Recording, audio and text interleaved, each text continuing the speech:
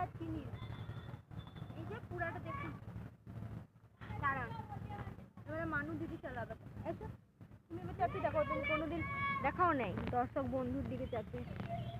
এবার তুমি এইদিকে চাপো, আগে দিকে আমি ছাড়ছি, ধরেছো?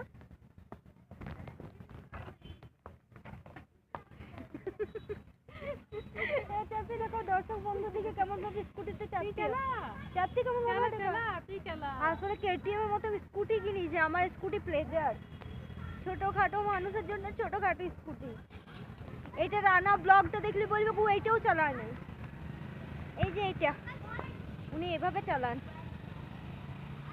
পেছনে থাকে উনার একমাত্র পুত্র ও।